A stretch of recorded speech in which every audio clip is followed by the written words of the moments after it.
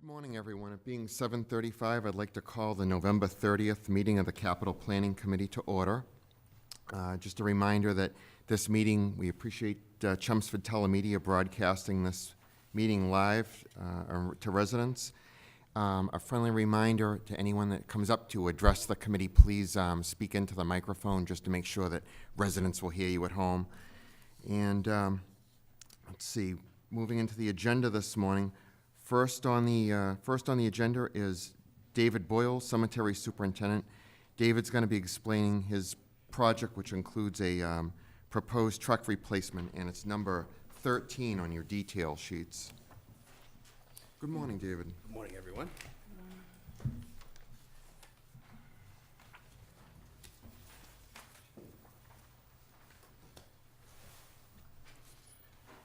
So if everyone's all set, this is just just a replacement of a dump truck, a 2010 dump truck that we have now. Currently, we use it for all types of work at the cemetery.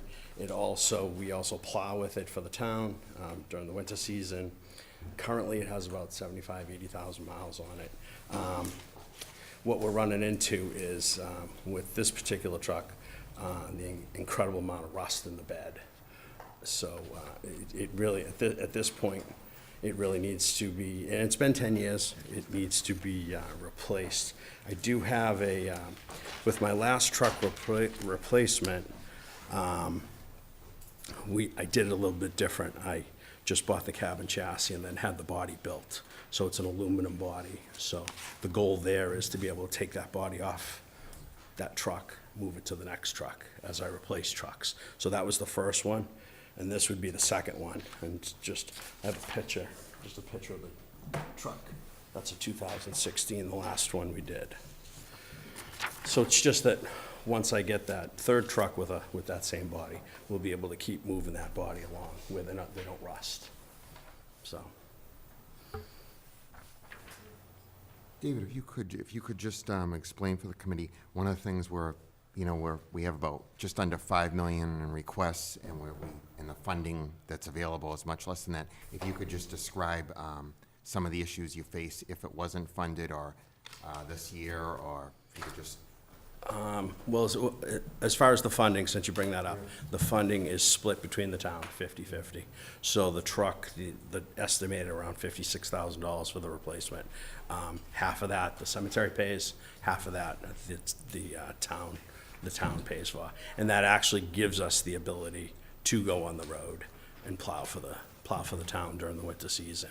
So just to clarify, the request actually is for half of this amount, or What we do, Dennis, is we need to borrow the full amount, but then what the cemetery department has traditionally done is they reimburse us for 50%, but they do it over the life of the bond, which for a truck would be about 5 years. Okay. So.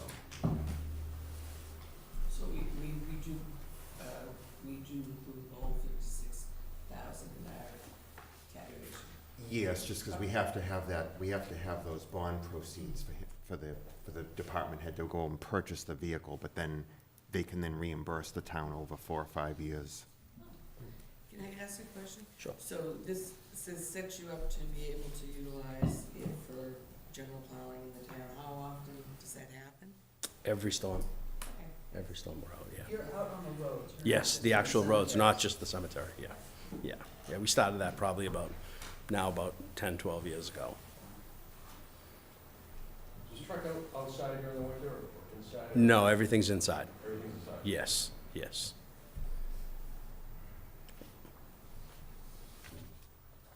Okay, great. Any other questions for David? Committee? All right, great. Thank you, David. Thank you very much.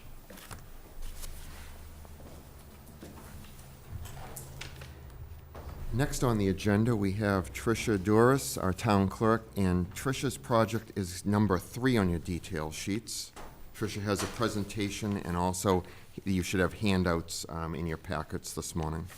Good morning, Tricia. Good morning. Thank you very much for seeing me today. I've never done a presentation sitting down before, so we'll see how that goes. Okay, last year when I was here, I described our project timeline We'd been working on this storage room upgrade project since 2013. And since then, we were awarded our first year's project of $115,000. And we hit the ground running with that project. So we started with the planning and zoning. Yeah, see, I don't think I can do that. That's okay. I'll just go through my presentation this way.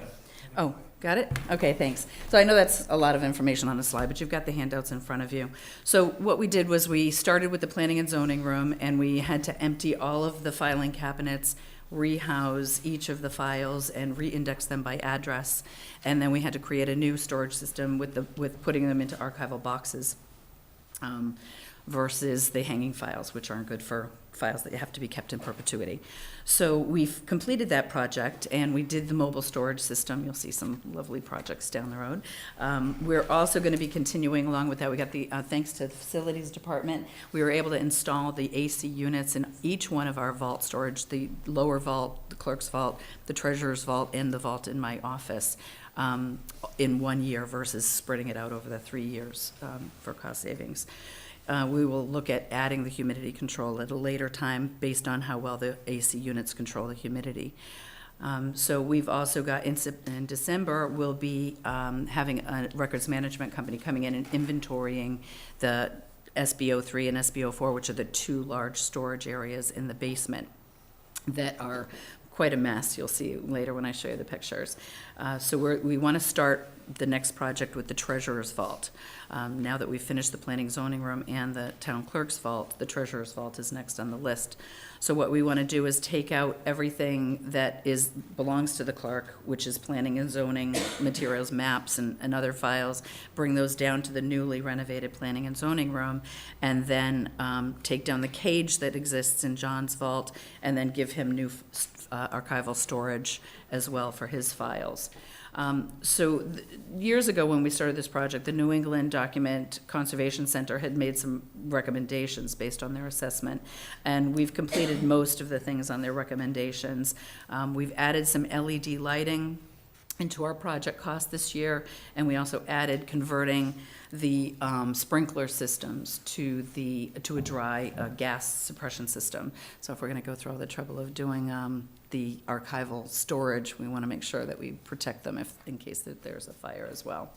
So just to give you some updates, I'm going to show, thanks Paul. This is what their town clerk's vault looks like this time last year. And to the right is what it looks like now. So you can see we replaced all the wooden shelving with all the archival shelving and the AC units in the back. So it keeps it at the controlled 65-degree temperature that's required. And the next one. What was happening with the wood shelving for all of our indexes was the bottom of the binding was being deteriorated. Now all of our indexes are on the rolling shelves, so that it protects them as we can pull them in and out. We use those indexes every day to research vital records. All right, and then the planning and zoning storage, this was a fun project. Everybody in the building was very cooperative. So to the left, you'll see what it used to look like. Everything was in hanging folders, and there was no rhyme or reason because those files had been moved so many times. And we took all the files out. We had a part-time person re-indexing all of those and storing them in the hallway for about a year until we got everything done. And then this is what it looks like now. So we went from the left side to the right side. That's the mobile storage area. The maps currently are all in John's vault that will then move downstairs, and we'll also incorporate the building inspector's maps and plans into that map storage on the wall. So what we want to do next, as I mentioned, was John's vault. And so John's vault currently, it's the picture on the left with the cage. And the design might change a little bit. John might have some specific things, but this is just, again, to maximize the storage, increases lighting, prevent the ability of the deep storage with the big boxes. Everything's going to be stored in 1 by 2 cubic foot boxes now. And so you don't get injured as you're pulling them down off of high shelves. And then after that, we did move up. So that's just a layout of the existing design.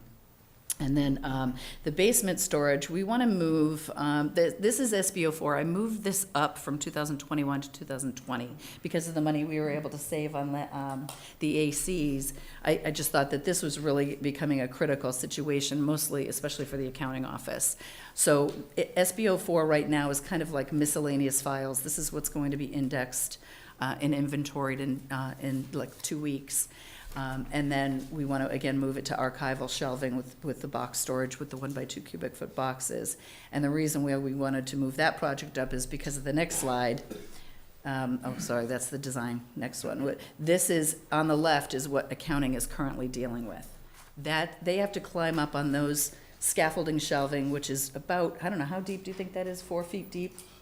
And those large boxes have to be retrieved on a regular basis.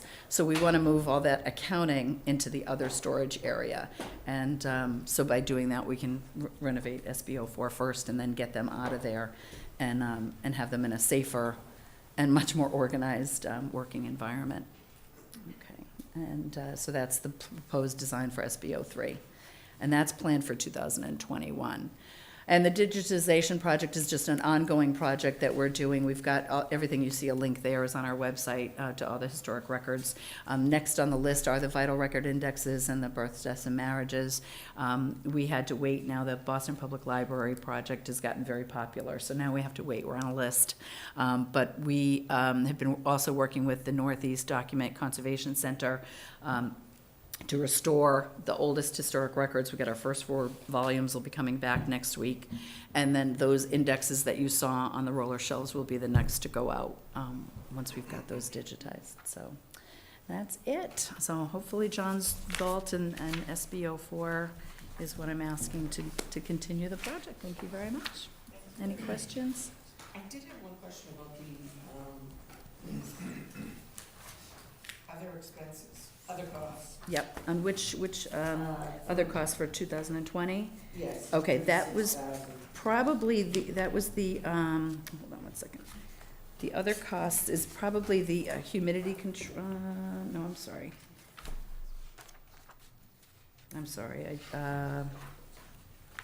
I was just curious. Yeah, I know, and the other, I had put a note on the other one last year that it was climate control, and I think it was the humidity control system, and also the dry fire suppression system, because I don't know what that involves yet.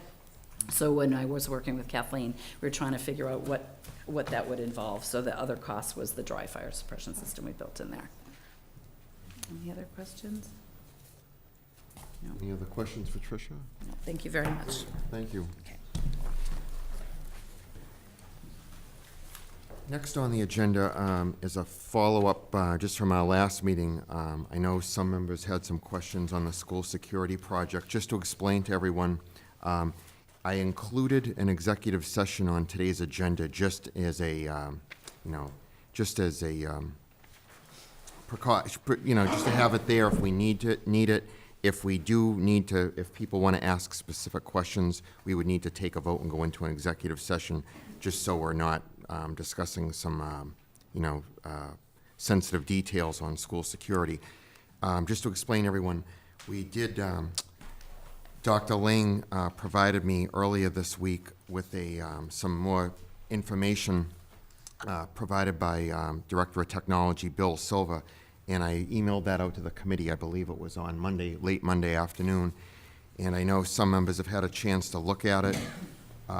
In addition, one capital planning committee member was able to meet with Dr. Lane just to have some of the questions addressed. So I'd like to open it up to the committee. We do have several folks here in attendance from school administration. So if there are questions on school security, we can discuss those now.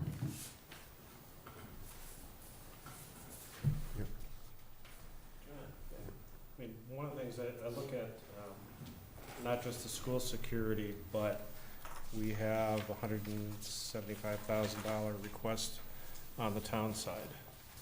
So the capital requests this year are $625,000. In the discussion with Dr. Lang,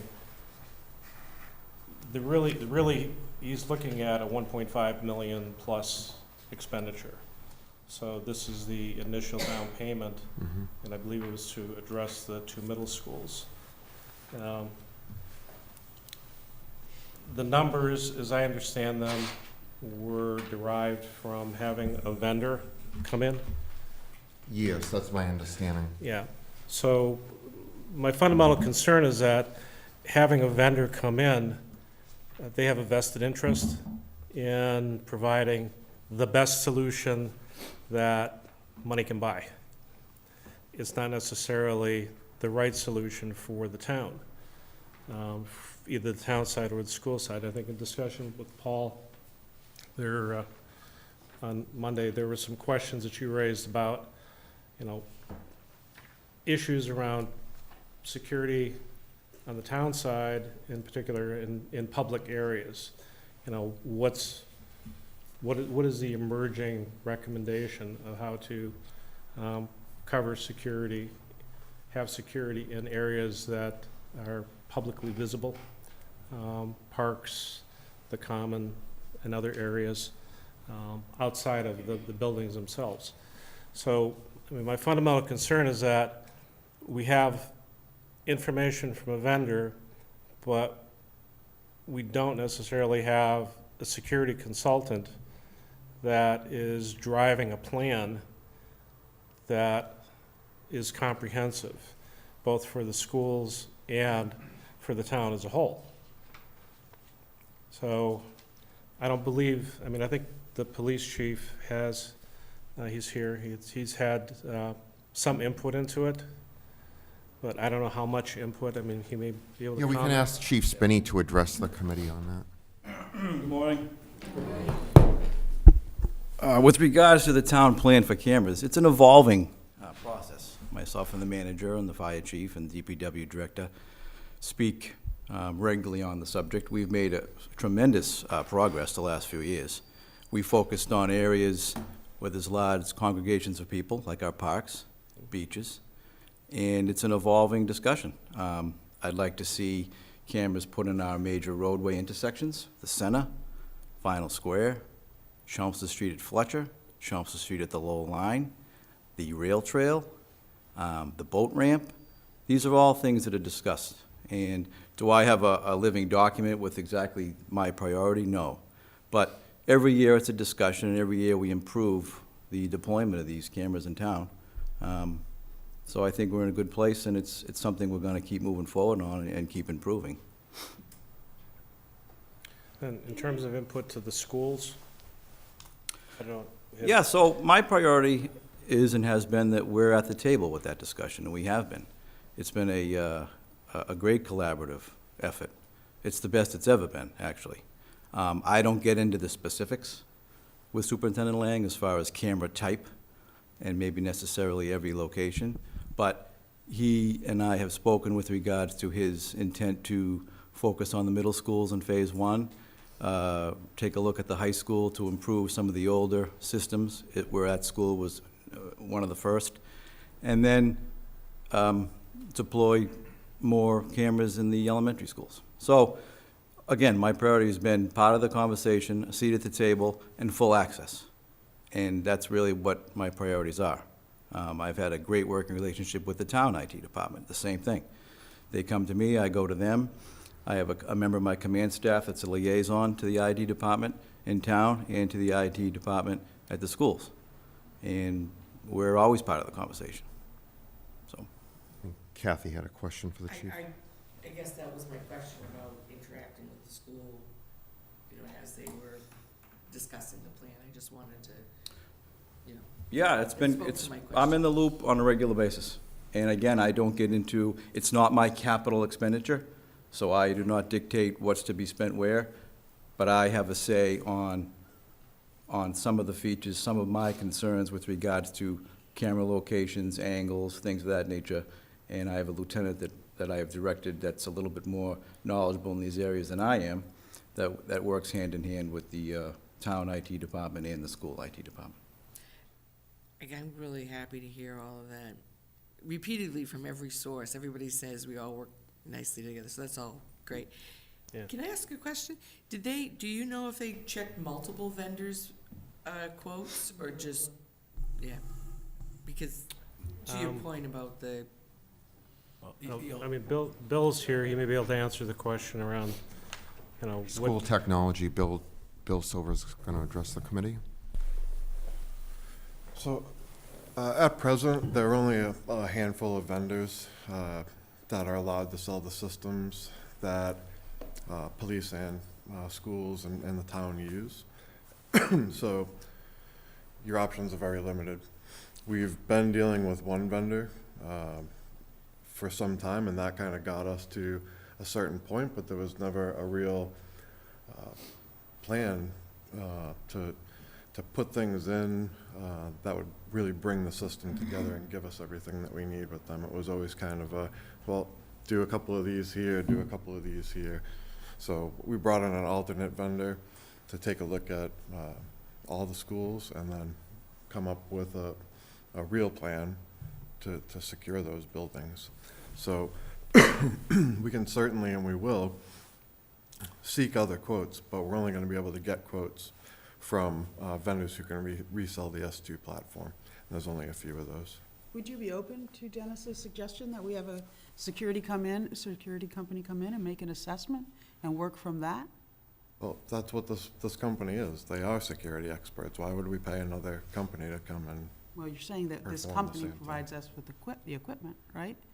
So Dennis's point is have a company come in that is hands-off the money part of it. They come in and make an assessment, and then you go out and get bids based on their assessment.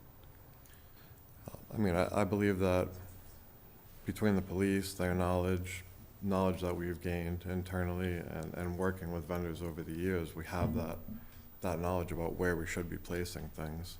I don't see the need to spend additional money to be told pretty much what experts are already saying. Yeah, we ought to, for a second, understand what's happened over the period of time. Obviously, with the school security concerns and, issues in society over the past decade and so, we went from a system, you remember that we secured entrances to the school buildings. And, so basically, doors got locked, and then there were buzzers installed, and then cameras were installed at the entrance points of the schools. We're now into a next phase, and I think that's for people watching or in the room, everything. We're now in the next phase where we've had an initial foray into the high school, where we now have cameras in the high school and all the stairwells, corridor areas, cafeteria, and so forth. We're now going to a phase where, starting with the middle schools, back to the high school, and then the elementary schools, where you're basically putting cameras up across the landscape of the buildings in terms of the common areas. I mean, there won't be cameras in individual classrooms. I just want people to understand what's taking place here. We're not putting cameras in every single classroom, so that the police chief or the superintendent or whomever, or a principal or anyone could sit there and watch the instruction taking place in the classroom. What's really is going on is it's common areas of the middle school, such as the cafeteria, hallways, and so forth. And then, as the chief spoke, on the town side, we sort of have evolved as well, with the assistance of facilities and police and so forth, where right now, the common areas, for example, in this building, are cambered. You see them when you come in, there are visible cameras that are accessible in the police station and in this building, where the hallways and entrances and so forth. And so I just want people to understand it's an evolving plan. Part of what made it evolving, quite frankly, today is the technology and the expenditure costs have come around to the point where it's cost effective to do this, because years ago you just it's like any other technology of digital. You're now at the point where you could do this effectively. And so I think what I'm hearing from the schools is that they want to take that next step, starting with the two middle schools back to the high school and the elementary schools, of basically cameraing now the interior common areas of the building. And so I don't know that we need a consultant to tell us what the common areas are, where they need to be done. I think the question is are we getting the right equipment? My understanding is these equipment vendors are on the state bid list, so the procurement aspect has already sort of been vetted for us. And Bill can speak to that in terms of I think we're going off of a system off of the state bid list. Yeah, I mean, we always purchase through state contract. States negotiate all the pricing up front, and that doesn't mean that that's what you have to pay. I always renegotiate after the fact and get the best possible price. I've proven that with every, expenditure I've come to you with, and we've done a good job always spending wisely. We'll continue to do that, but exactly what Mr. Cohen said, this is an evolving practice. We do have experts in-house. Lieutenant Spence is well-trained and well-versed with where these camera placements should be, and he's walked these buildings with me multiple occasions to give his input to the vendors about exactly the views he'd like to see and things like that. So I feel like we've done the due diligence on that side, and this is the next logical step. So ultimately, who's responsible for the safety of the buildings? Is it the police department, or is it the school? Well, I think it's collaborative effort as a community that we want our schools to be as safe as possible. They're the school buildings. Again, my priority is complete access to all the camera feeds. And then in the event of an incident, then we take over. Okay. But the big thing for me is access, and that's been provided. But I think technically the responsibility lies with the school committee and the school administration for the security of the students on, when they arrive on campus until they depart. I mean, Kathy, Linda, I think hopefully you can attest to that. I think you guys own it. I just wanted to say a couple of things. Usually my voice projects pretty well. I'm Linda Hirsch, I'm the assistant superintendent. A couple of things, and I think what you were hitting on, Paul, was dead on. It's the lens that you're looking at, right? So when Chief Spinney's looking at open spaces within the town, he's looking at it with the lens of probably accessing, who would be there, what times they're supposed to be there. Same with us. We're looking for student safety. Where are vulnerable areas? Where do our students go that they could do things that we know that our students could do or other people could do to students? So you have to look at it through the lens of your buildings, and each one of the buildings are very unique. And there's certain obstructions that we're aware of compared to maybe an outside consultant would be aware of. And then based on those situations that you see, we then say, okay, this is where we would probably have to put some, some eyes on, obviously virtual eyes, to be able to go through that process. But ultimately, the safety lies with the school district, which is both the school administration and the school committee superintendent. And then we work collectively with, obviously, with law enforcement to make sure that we get everything done the way it needs to be done.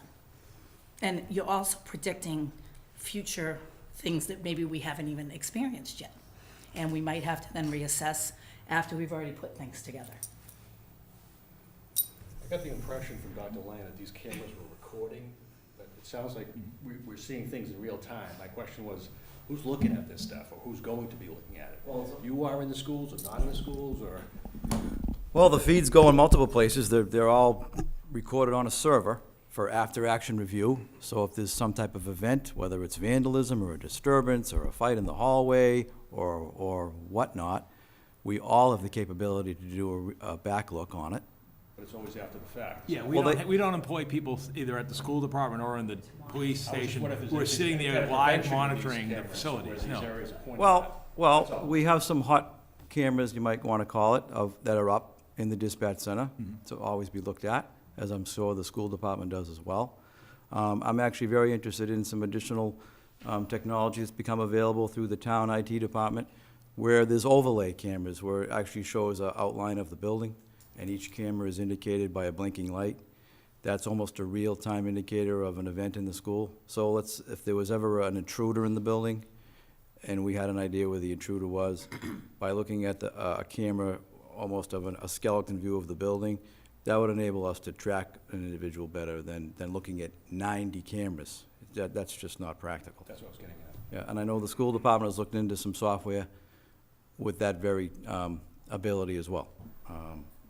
So that's kind of the future of it for me. You can't realistically look at 90 cameras and be able to get an idea of what's happening. It's really more of an overshot of the building itself. It's gonna be, I think, the most helpful in an incident. In off hours, you'd have motion-activated cameras, and then you could, and they could actually go off, hey, nobody's supposed to be in the school at 3 a.m. in the morning, why are these cameras going off? And that would provide security It's the information. same thing with Varney. So we have an overlay shot of Varney. The cameras will indicate movement. So if it's, like the manager just said, midnight, and one of those cameras starts indicating, we know there's movement at the beach. So the dispatcher could double-click that icon and that camera will open. So it's far more effective than looking at just a screen of, you know. How long do you keep the records? You know, that might be a question for the IT department. I know the records in my building as a standalone DVR system, 60 days. 60 days. How But about the it school would depend on. department? It all depends on how much video is being recorded at any given time. So if there are events that trigger cameras to come on, obviously they're recording more information. But you shoot for 30 days, but we're not even close to that with the servers that we presently have. So a triggering event would be a door that's opened at a time that it wouldn't normally be opened? What would be a Like triggering a event? motion, any type Any of kind of motion. someone walking down the hall? They- Yeah. Yeah, they Okay. don't stay on Okay. continuously, they, once you go on, it activates it, like, almost like the light system, when you walk into a room. Yeah. They'll click on, that's how it will And work. these cameras have technology on them that will, basically grab 10 seconds before the motion and then continue on and record until the motion's done. So there's varying lengths that things can be stored for. That's part of our plan, is to increase that capacity to be able to have a longer look back. But at present, it's not a long look back for us at all. Chief, the school department made a capital request on behalf of the police department. Were you aware of that? Yes. Okay. So. Why didn't the police department make the capital? Well, I met with Dr. Lane a month or so ago, and part of his presentation was this Magic Monitor software, which was the mapping software that I just talked about, and I really liked it. And we have a great relationship, and neither one of us were very concerned with that particular price of that component. I was looking into that system more. I'm not thrilled with the fact that it's a standalone. Like, the last thing the dispatch center needs at this point is another monitor. So subsequent, but I did like the software, and I did tell Superintendent Lang that I really liked the feature. So I think that's why he was looking to have us have access to that. But subsequent to that meeting with the superintendent, I talked to the town IT department and was informed that they can put basically the same system in my dispatch with my existing equipment. Got it. Which to me is better, because I just don't want another standalone. So you don't need this? So, no, I myself and Dr. Lane actually recommended that line item could be removed. Okay, thank you. Yeah, I think that's good. I mean, this was one of my concerns, I think the comment just made, in that you have to have a common interface for dispatch and for your first responders. So having a disparate system for the school system and the town, any standalone system, that doesn't make any sense. Yeah, only if we couldn't have duplicated that. If I had been informed that the only way to get that imagery would be to have purchased this standalone, then I would have. Because it's very, very, it's a great, accurate mapping system where you get the overlay of the building, very effective. Far more effective than the camera feeds. But subsequent to that, like I said, the town can provide that feature. So I would prefer to do that. Okay, so the town IT, I mean, I think Ted and company Yes. have. They've already done it. They've Yeah, actually they've started. they've demonstrated that. Yep, yep. Okay. Okay, great. Any additional questions? I mean, I think the What only happens, folks? Yeah. The only other thing, I mean, the request, bill is for the schools is 450,000, in that range, for the two middle schools. And looking at the detail, that's about 100 cameras and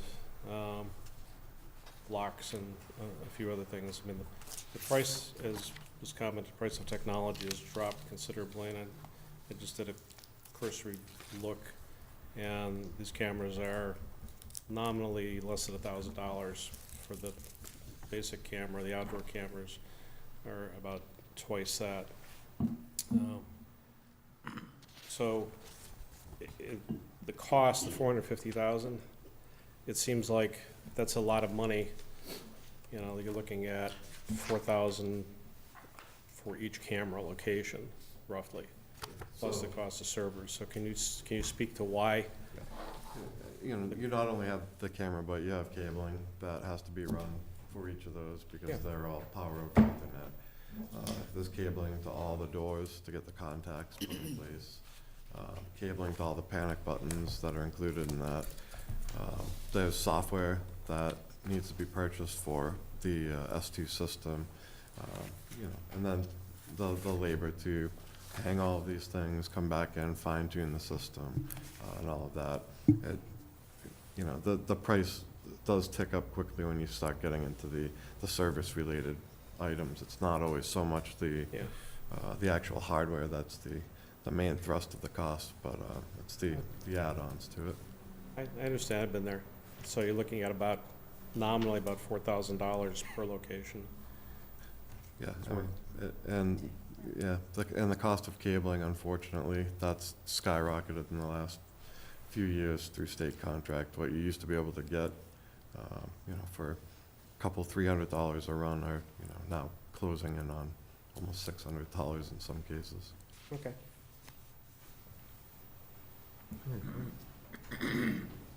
Thank you, everyone. Thank you. Thanks for your time.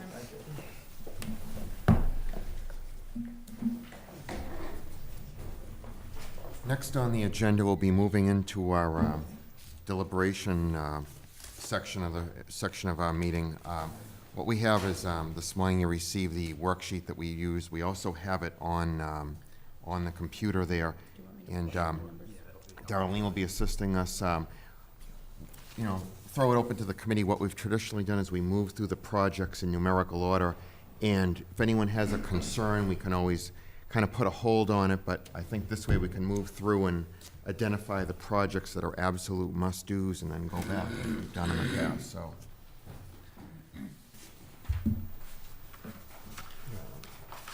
John, you don't have an extra pen, do you? Oh, Or- sure.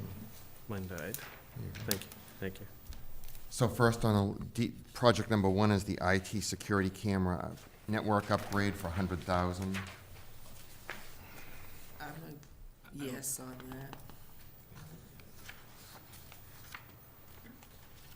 Yeah, Yeah. that one's, we've got to replace the equipment, so. Yeah. Yeah, we're out of, as we've heard, Yeah. we're out of storage space on that. This, the next one. Next one, IT security system upgrade, which is the door swipe system for $75,000. Why don't we put that on the hold for now? You know, because I don't think it's not required. Right. And given that we've got to get from 5 million to 3.5 or so, why don't we just put it in the right column or just leave it blank, I guess, at this point. Okay. The vaults. Next is the town clerk's vault storage upgrade that we just heard this morning. And that cost us $82,819. I'd like to pretend we can do it. Yeah, I think we've got to, I think we have to be responsible to do something every year. I don't Yeah. want to skip years. Yeah. I agree. I mean, If there's segments of it that can be done, that's. right, yeah, what I volunteer is, I mean, you heard a portion of it's for the treasurer's vault that's on the first floor. You know, I wouldn't want to see the project completely not funded, but I'm willing to wait a year on the treasurer's vault if needed, because I think as we go through this list, we're gonna see, it's a very difficult list to pare down. So I think we can come back to that. So, Yeah, any idea what that portion is, John? I'm estimating at 25,000. So if we take 25 off of the 82, It will bring it down to 57,819. let's put that in for now. Okay. Next project is the Council on Aging's LED electronic sign. That's a cost of $26,900. I'm gonna say no. Yeah, let's put that, let's pass over that one for now. I've been driving by, I drive by there all the time. The sign, I mean, it's probably falling apart, but it's very visible. You can tell it's a senior center. Yeah. Yeah, I mean, just to let the committee know, I did reach out to a local bank that, I won't name them at this point, but they've shown some interest in trying to help for community events and things. And I'm not sure if they're would make a donation, but we are exploring that to see if we can get some type of donation. Because that's what happened with the Neshoba Tech sign. That was done by the Right. private people in the community. I think Sona, you know, Wasn't the McCarthy sign some sort of donation? I can't remember. I remember there was controversy about the lights, but I can't remember how we got the money No, I for think we replaced McCarthy, yeah. So It was around the time with the flagpole, that's all I remember. it. Yeah. if a private company makes the donation, they're not subject to having to go through the state bid list? I think you still have to go through, you still have to do as a public procurement, Okay. But they can donate funds for it. They can donate, we can. Money. like a gift or. Yeah, Yeah. a GoFundMe. Yeah. And next on the list is project number 5, the library carpet replacement at Adams Library. This is Phase 2. You may recall last year we funded Yeah. Phase 1. Yeah, we've got to finish the job. Yeah. I think we need to complete that. Next is the Fire Department, project number 6, replacement engine 4. The cost is $718,960. Can I just, there's kind of like I don't know what's happening with the fire department, if they're gonna have to close the station. I know we deferred it last year because of the pending union thing. So, I don't know if that's like the unspoken elephant in the room, or if there isn't not a if a station has to be closed, they still need that fire truck. I mean, I don't know, Yeah, that hasn't been resolved, I guess the best way to put it. However, if you look in their 5-year list, he's looking at replacing 4 engines over 5 years. So even if that issue were to be resolved, it's not as though this engine would be, excess or surplus. It really, it's been now several years since we funded a fire engine. I think the last time we did it was, how many years ago was? Well, we did 2016, we did the emergency appropriation for the one that failed. Right. The other one was 2014. when we did the station. Yeah, so 2014 was the last time. So and the idea is with the predictive life, and my sense is, and how long is it gonna take for us to get this, Gary? Maybe a year. A year, so my sense is that even if there were a consolidation, which certainly is not gonna happen within a year, if you're gonna actually reconstruct stations and relocate stations, that would take several years. But I think that, my concern is I don't wanna, if we don't do a fire engine, we're gonna get to the point where we're gonna be backlogged, which is just sort of where we were a decade or so ago. I just wanted to bring it up. Yeah, no, it's a good point. I think, that issue hasn't been resolved, but I think we need to have a periodic replacement of frontline fire apparatus. I think that's the issue. Do you want to here. pretend for now that we can afford it? I'd put it in, I'd put it in for now and see where we are. Okay, the next item is project number 7, which is the Fire Department's service and plow truck. The cost is $70,534.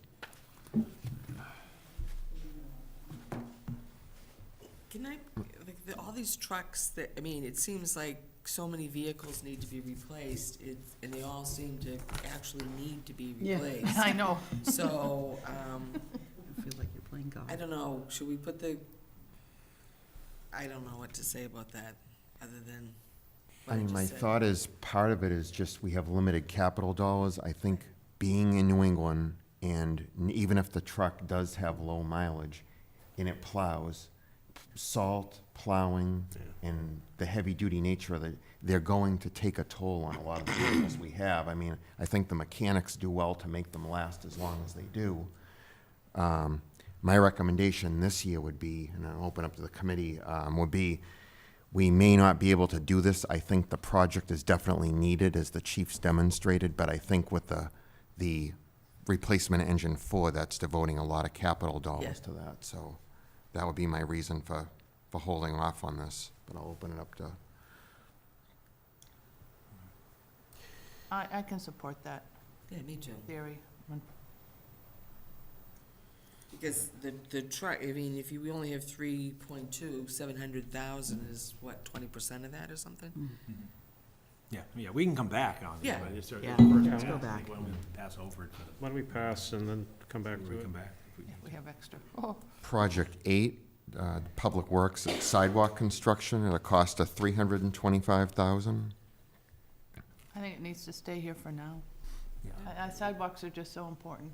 The problem is, the bulk of our money for road and sidewalk construction comes from the state. The problem is the state, and we just did another survey with the state, because they're lobbying now as the new budget season's coming in. We're only funding, the state's only funding about 1/3 of what we need to keep our, not just in Chelmsford, but statewide. And so this really is sort of a, pothole type of thing where we're, trying to stem the losses of not falling too far behind. And part of what this is, as noted in the presentation, is it's also maintaining the existing sidewalks that are, that age out. So I'd hate to see the town get further behind, because, I mean, it was even, I think I was talking to Mike the other day, Mike McCall, my assistant, we're already seeing in November with the early thaw and freezings that we've had, we're already seeing pothole issues in the community, And I just think, you know, when you avoid those, you're gonna start just getting to the point where it's gonna get worse, so. My preference would be to keep the funding in for the sidewalk and road improvements. And then hopefully the state will step up to the plate. Because you know what happened there is when they repealed the inflation-adjusted increase in the gas tax. Yeah. That's sort of what cut the spigot, and nobody at the State House will touch it since then. And so the problem is we're falling behind every year as construction costs and material costs go up, but yet the amount of roads stay the same. So, but I'd ask you to keep this one in. Yep. And I agree. the road. 39. Well, on the sidewalks, that line item funds both maintenance as well as new sidewalks, right? Yes, like, so if they were repaving sidewalks or redoing the curbs. Yeah. Is that a maintenance function, or is that new? Well, it's reconstruction, so it is new. In other words, it's not like we're patching the sidewalks. It's basically when you've got to go out and rip those out, like we had to do recently on North Road, where they've just aged out. So it is a construction cost, because it's a permanent nature. It's not a temporary patch, and then it's good for a year or 18 months. It's basically ripping it out, installing new curbing, and going all the way back in. It's like you do with a sewer line or a water line. You just have to go redo them periodically. So where I was It's going with capital. it, I think it's capital. I don't know if it's feasible to sort of put a moratorium on adding new sidewalks and just do maintenance. Well, that's what we've done. We've, in our recent years, we've gone back saying, let's not add additional sidewalks, so the ones we have are in suitable condition, you know, and that's what we've pretty much been doing. And I said the work that's been done most recently was on North Road. If you remember, as you go up towards the school administrative building, the sidewalks were in Yeah. pretty tough shape. And now they're, you know, first line sidewalks. 129 too, from here to the center school, you may recall seeing that about 12 or 18 months ago, where same thing, it was just antiquated. Okay, so this money is primarily maintaining the existing sidewalk infrastructure. And adding, you know, as we can, you know, at the Davis Road area and so forth, yeah. Okay. Okay, next on the list is Project 9, Public Works Road Improvements at a cost of $350,000. I think it's the same thing. Yeah. Yeah, same. Yeah, as long as Stray Coach Drive is on that, I'm all for it. I think this is something, it may not be Yeah. glamorous, but it's something every year we have to Yeah. keep up with our Yep. roads. Mhm. Project 10, Public Works, is a replacement of a heavy-duty dump truck, 10-wheel, at a cost of $213,724. Well, we need to maintain those sidewalks and road improvements. I will say, as the committee reviews this list, the Public Works Director has been in communication with me, and of the truck replacements, he's informed me, he is here, that this is one of his highest priorities for trucks, so Okay. keep that in mind. Well, I say, let's pretend we can do number Yeah. 10. Next one is Project 11, Public Works. It's a highway vehicle. The cost is, it's a one-ton, it's to replace it with a one-ton pickup. The cost is $70,000. For some reason, I didn't choose that was a possibility. I mean, like I said, we have so many vehicles, I don't know. Do you want to come back to that? We can come back to it, yeah. Let's see where we finish after our first run through. Next project, number 12, Public Works. It's the GIS flyover update, and the cost on that is $550,000. And that was something we could not delay, is that right? That was a priority, Gary, right? The Well, update? It really can be. It's a matter of what we want to be looking at when we are using the GIS, you know, for other things, and where we're going to be adding stormwater. It would have been nice to coordinate the two, but, you know, when we have $2 million you're trying to cut, I think we could push that in here. Okay, thank you. Next project, number 13, is the Cemetery Department one-ton dump truck and plow. We've heard about that this morning. The cost on that is $56,000.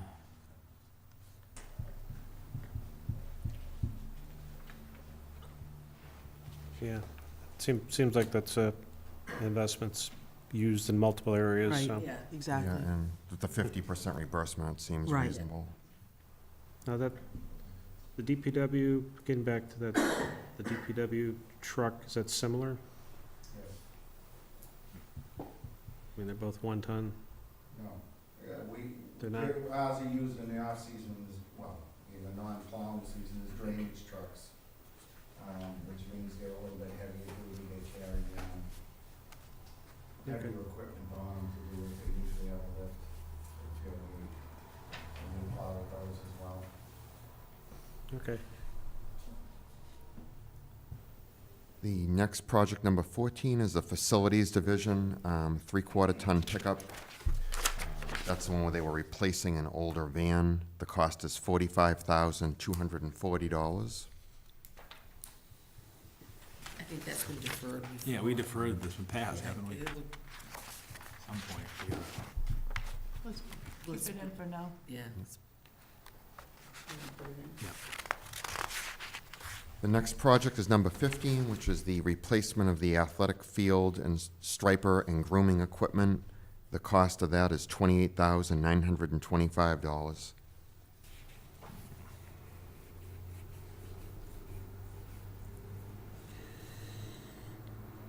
Can we include that for now, or do you want to come back to it? I mean, it's, some of these things, I mean, you know you're going to go over the limit here. Yeah, I'd recommend including it, just my personal, just because it was explained it's at the end of life, Okay. and Yeah. it is, Yeah. I'm not sure how I to. had on my list originally checked it off as included, so. Yeah. And then, project 16 is next. It's the replacement of the town office's roof in the building we're in this morning. $425,000 is the cost. That's gotta be done. That's gotta be done. Yeah, Yeah, there's that's a no, must-do. yeah. It's a must-do. Next is project 17, which is the kitchen code compliance upgrade. The cost on that is $285,644. It's a code issue. Right, so if we don't do it, we're out of I don't know how you compliance. do it. You've got health codes and Right. so forth.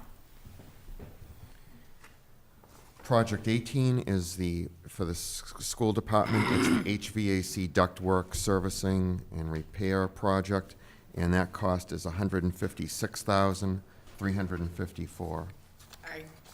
I kept in mind the priorities that the school committee sent to us, and, This was not that, one. you know, wasn't one of their top priorities, so Yeah. I didn't include it in my number. Yeah, All right, let's pass over it for the time being. Okay. I think defer that. Project 19 is for school flooring repair and replacement, and that involved multiple locations. The cost on that is $32,600. I did the same philosophy. Yeah. School department was not a high priority for them, so defer it. Project 20 is the school kitchen upgrade. The cost is $101,706. I say no. Only because not a lot of food preparation is, I understand you have to have compliance, but not a lot of food preparation is being done in these kitchens, so. Well, one thing I just wanted to add to that is, they're actually, in the past, they did buy some prepared food, but my understanding is they're trying to go back and they're trying to upgrade so they can cook more on site. So that's the reason for doing that.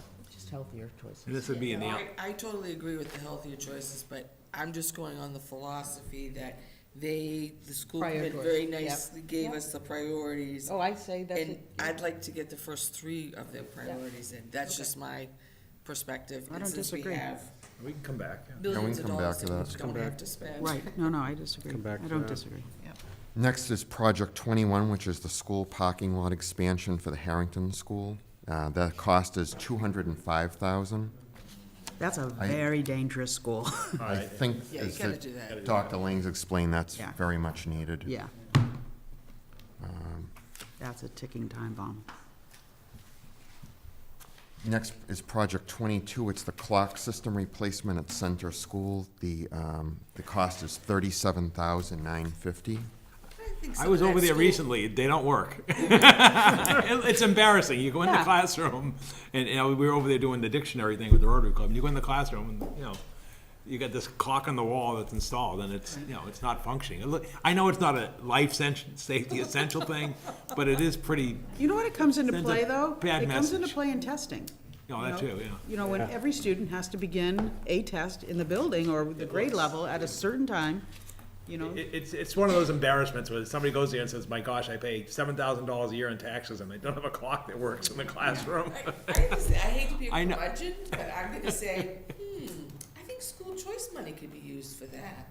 Oh, well, that's a different funding Yeah, source, right? that's Yeah. all, it could, but. Yeah, but that's a but- great point.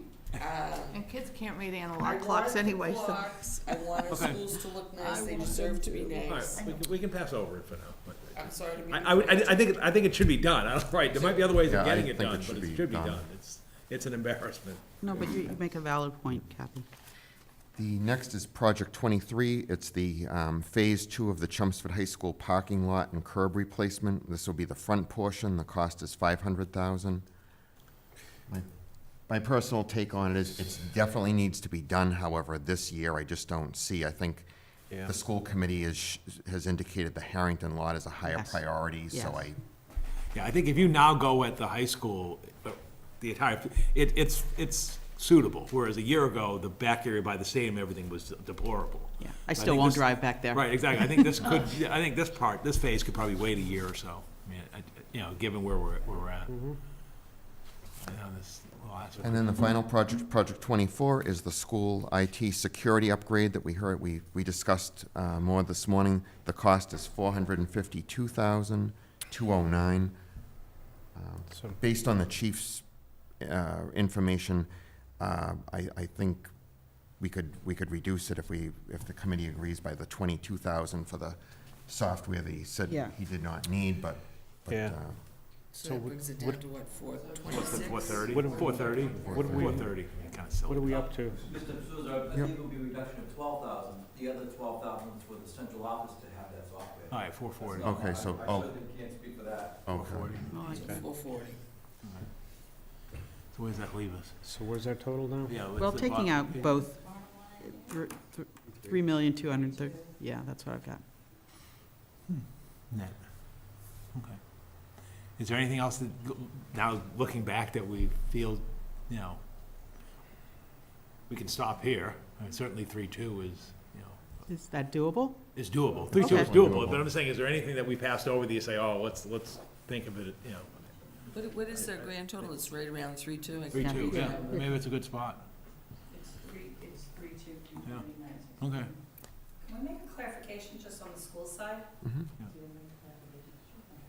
Want us up there, or do you want? Yeah, people can't hear you. If somebody's watching the video of the thing, yeah, if you could, because if people watch this and they're trying to follow the thing. Evelyn's watching. Yeah, exactly. She won't be able to hear what you said.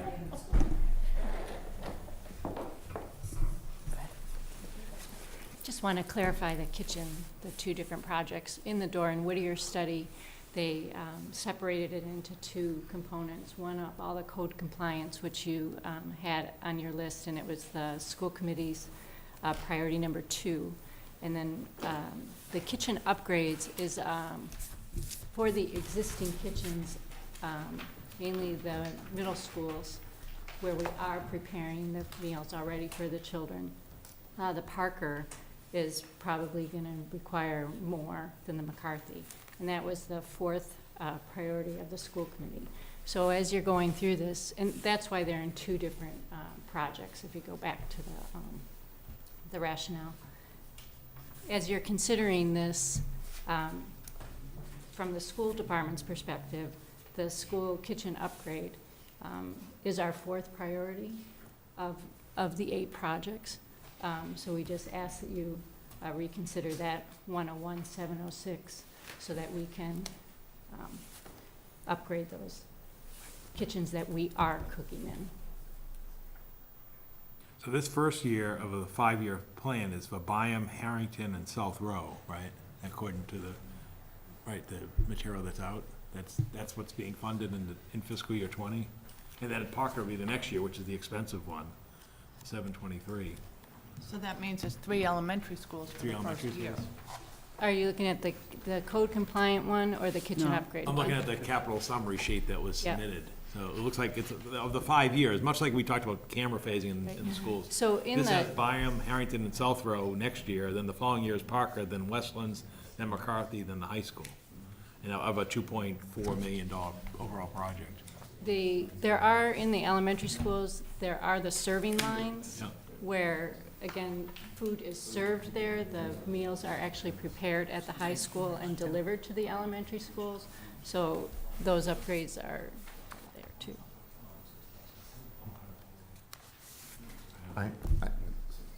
If that's the case, Project 2101, I think it could be added in and we can, you know, if the committee is, I mean, that would still bring us to just a 3.3.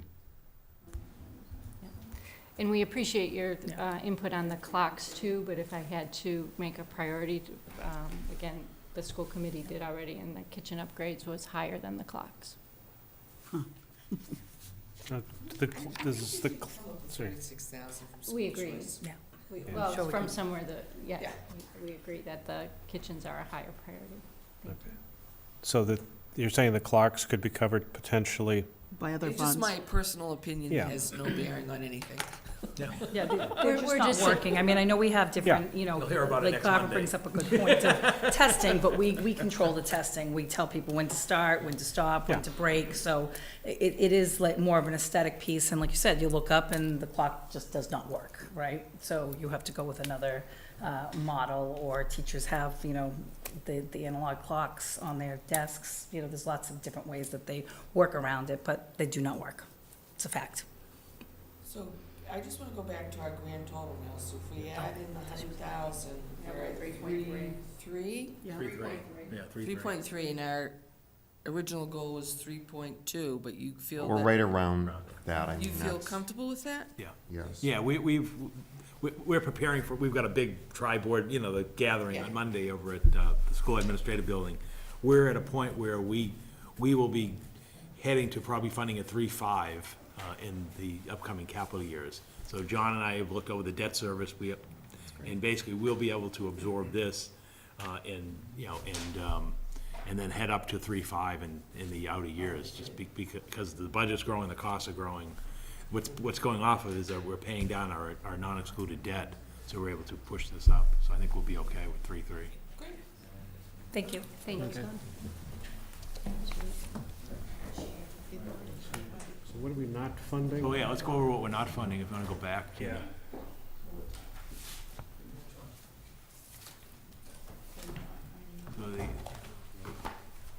So the last call, again, I think number 2, we can live without.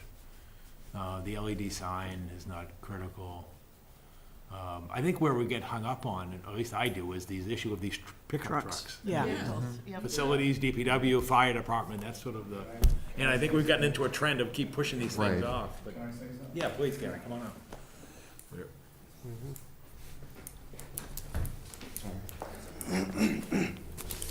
Good morning. Good morning. As you know, in all these categories for trucks, they've been deferred year after year. And just to let you know, the reason why I spoke to John about the big truck versus the smaller truck if something had to be cut is just because I lost a transmission in one. And actually sitting with my crew yesterday as we finalized the plowing schedules and put all the papers together in the chits, as of right now, with the two vehicles I do have down, I don't have any extra trucks. So if I have a truck down, I don't have a truck to replace it, because right now I'm two down that aren't gonna be repairable. And we're kicking the can down the road is all I'm trying to say. And if we kick it down the road again, I'll be here looking for 3 or 4 trucks, and we'll have that same argument as to, you know, what's necessary. And John's point is 100% right. Yes, we have the trucks inside now. Yes, we have a great wash bay so that we know we're getting the undercarriages a heck of a lot cleaner than they were before for the salt. But these trucks are 24/7 trucks. I mean, they're out in those storms all the time. They're pushing heavy snow. The life expectancy from what we do is definitely larger than what I think the average is. But still, they're work horses. That's exactly what they are. You're speaking to both the 1-ton and the And three-quarter. the 10-wheel is in there. I'd like Yeah, to put the that's 1 in. ton back if we can. I think it's that How about the important. 3/4 ton? Well, once again, I mean, we can kick that can down the road, but again, this will be the third year if we Yeah. defer That's that the- one, That's that the van particular that we truck. said we were gonna Yes. replace, right? Yeah. So, you know, and just to speak to that too, a lot of these trucks that, and I've said this when I've come here, the trucks that we feel still have some life are not taken off the line. The ones that don't have it are, and they're moved down. For instance, you know, the facilities is still using an old highway truck right now, for its, going into its third year, I believe. You know, and that deferred another truck that we'd be asking for, so it isn't like we don't migrate this stuff down and keep it for as long as we can. So, so to clarify by the number, you wanted, item number 10, which we 10. already included. That's, Yes, that's a and high then priority. 11, which you didn't, which is the 11 and 70,000, 14, In, right? That's out right now, correct? that's the one. Then facilities 14 is structure. in. Oh, it is, you're right, sorry. 14's in, So it's just but 11. 11 isn't. It's just 11. if I put 11 in, That's the one I Yeah, was if you could asking. give us the number, give you the number if I put 11 in. You're at 3,402, 3.4. 3.4, and then we have about 50-something in other funds, so what would that, the net amount at the bottom? Oh, that is the net amount. The borrowing and with Okay. the recaptured funds, you're at. Thank you for listening. Thank you. Thank you.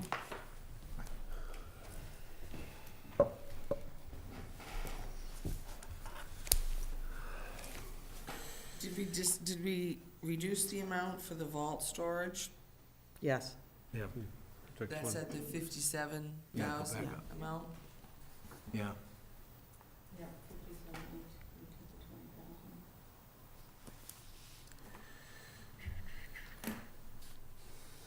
20,000. Okay.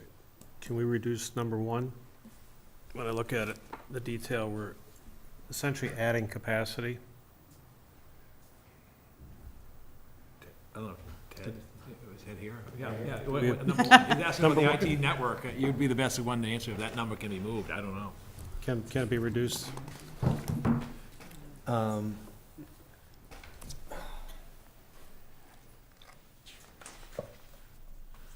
I don't think it can be reduced, no. I mean, we need a new server, and we need to grow the security network. So that's what is required to do that. When you say grow, it means adding cameras and, or, The server will allow us to add cameras. We can't add any more cameras after this fiscal year. And the rest of the project is for, creating it's for the next vision of the network where we have a space where we can put our security network in place.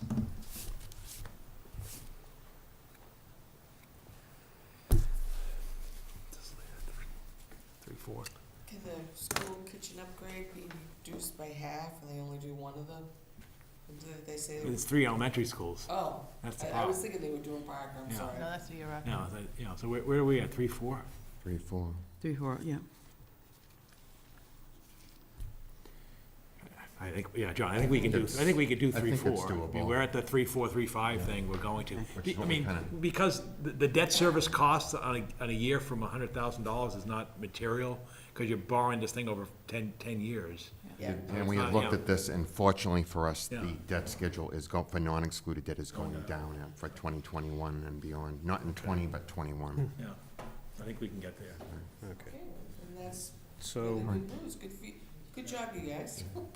thank you. So Okay, if everyone, so we're adding back 11? But 11 is the pickup for Yeah. 70, $1,000. Yeah. and that older facilities van for 45,000. So, well, yeah, if you just want to go over what we didn't fund, Yeah. yeah, but we didn't do the IT upgrades, we didn't do the LED sign, the fire department plow truck, the GIS flyover, the HVAC ductwork at the schools, and the flooring repair, which, again, if that's critical, Kathy indicates that'll go somewhere else. The clock system upgrade at the center school, and then the high school parking lot, and then I think that's it. Gets us to 3, 4. okay. Yeah, it seems like when the senior center was here, they talked about their parking lot, that's off the list? Yeah. I can explain that. We'll deal with that in a maintenance type of capacity, Okay. and, I When just- the capital plan was sent out to all the committee members, we didn't have, that hadn't actually been, we didn't have a cost on that at that time, so I explained to that. And I think Kathy, what really, and you've been over there for town meeting, I think that we probably need to revisit the whole parking area, and I don't wanna do this thing as a patchwork and then say, oh, well, we're now gonna do a comprehensive expansion and tie it into the housing project, because there's That's clearly a exactly parking, what I was gonna say. there's clearly a parking issue over there, and I'd rather. And do when it we heard specifically. when we heard the discussion, then the facilities and public works director came up, one of the things they talked about was the Chelmsford Housing Authority, that we need to, the Council on Aging needs to kind of work in collaboration with the Housing Authority to see if they could obtain a small amount of land or something to make an access way there, so I think Yeah, that's, it was just, I totally agree with all of that. I was just bringing it up because we did have a discussion in the past, and it's like not on the list, so. okay, so if everyone's in agreement, and I'd entertain a motion to accept the capital plan as presented on the screen, the recommendation for fiscal year 20, with a net amount borrowed of $3,402,667. I make a motion, I make a motion to accept the capital plans as discussed at $3,402,661. 661. So, 667, excuse me. One of So a them. motion by Barbara, do we have a second? Second? Second by Kathy Duffett. All those in favor, please say aye. Aye. All those opposed? Okay, unanimous. Next on the agenda, we have two sets of minutes that we Oh, yeah. sent out to the committee. One's from November 9th, and one's from November 16th. We should probably just discuss them separately. Did everyone have a chance to review those? Thank you to Vivian for turning those around quickly. If anybody has any corrections or anything, please let me know. If not, I'd entertain a motion to accept the minutes from November 9th. Motion, accept. Motion by Barbara. Maggie. Motion by Maggie. I'll We have a second. second by Barbara. All those in favor of approving the minutes from November 9th, please say aye. Aye. Any opposed or abstentions? Okay, unanimous. Next, we have the minutes from November 16th. Does anybody have any corrections or edits? Do we have a motion to accept the minutes? Motion by Maggie and seconded by Barbara. All those in favor, please say aye. Aye. All those opposed? I abstain, John, just. One abstention from Darlene. All right, great. If anyone doesn't, if there's any other business, please, this is your chance. If not, I entertain a motion to Just a adjourn. quick, Yes. would you send out the updated, this? Yes, spreadsheet with the what's up- funded and what's Yeah, reduced so I and- can forward it to my phone. Absolutely. Finance committee members. Sure. Thanks. Anyone have anything else? Or we, No, all right, if, I'll Motion to entertain- adjourn. Motion to adjourn by Maggie. Do we have a second? second. Second. Second by Dennis. All those in favor, please say aye. Aye. Thank Any you. opposed? All right, we're adjourned.